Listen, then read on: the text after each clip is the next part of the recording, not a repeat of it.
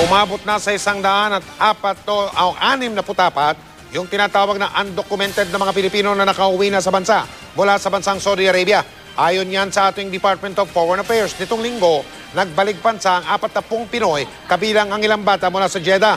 Sa gitna nito ay nanawagan ng ating Department of Foreign Affairs o DFA na maging mahinahon yung iba pang tinatawag na undocumented na mga Pilipino sa Saudi. Nitong Sabado raw kasi puwersahang pinasok ng grupo ng mga lalaking Pilipino ang konsulado natin sa Jeddah.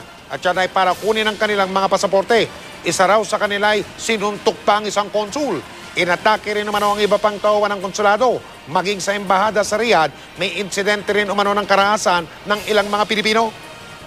The government is doing everything to help them, but they must follow the procedures prescribed by the Saudi government if they want to be repatriated.